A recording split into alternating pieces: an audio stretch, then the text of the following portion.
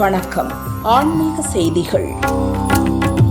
108 திவ்ய தேசங்களில் இரண்டாவதாக விளங்குவதும் திருமண தடை நீங்கும் உறையூர் கமலவல்லி தாயார் கோயிலில் கோடைகால வசந்த உற்சவம் கடந்த 12ஆம் தேதி தொடங்கி நடைபெற்று வருகிறது. விழாவின் 5ஆம் நாளான நேற்று கமலவல்லி தாயார் மூலஸ்தானத்திலிருந்து வெள்ளி பல்லக்கில் புறப்பட்டு பிரகாரம் வலம் வந்து கண்ணாடி சேவை கண்டருளி வசந்த மண்டபத்தில் எழுந்தருளினார். தாயாருக்கு அலங்காரம் அமுது படைத்து சிறப்பு பூஜைகள் நடைபெற்றது. தாயார் பொதுஜன சேவை கண்டருளினார். மண்டபத்திலிருந்து நேற்றிரவு மூலஸ்தானம் சென்றடைந்தார். வசந்த மண்டபத்தில் எழுந்தருளிய கமலவல்லி தாயாரை திரளான பக்தர்கள் பக்தி பரவசத்துடன் தரிசனம் செய்தனர்.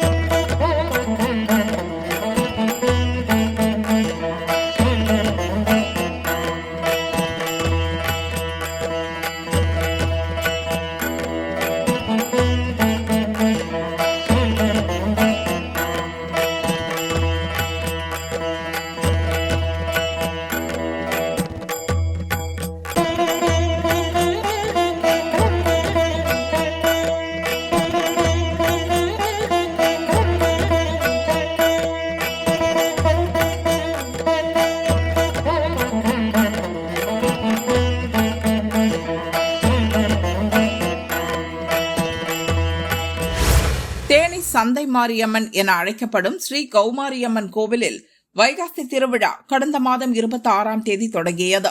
விழாவின் ஒரு பகுதியாக இன்று உற்சவர் அம்மன் புஷ்ப பல்லக்கில் வீதி உலா வந்தார். முன்னதாக கோயில் வளாகத்தில் வண்ண பட்டுடுத்தி சிறப்பு அலங்காரத்தில் எழுந்தருளினார். தீபாராதனை காட்டப்பட்டது. உற்சவர் அம்மன் கோயில் வளாகத்தை வலம் வந்து புஷ்ப பல்லக்கு வாகனத்தில் எழுந்தருளினார்.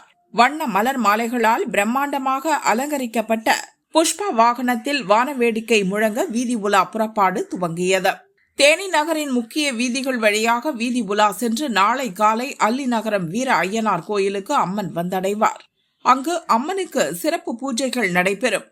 உற்சவர் அம்மன் வீதி உலாவில் வழிநெடுகிலும் திரளான பக்தர்கள் காத்திருந்து அம்மனை வழிபட்டனர்.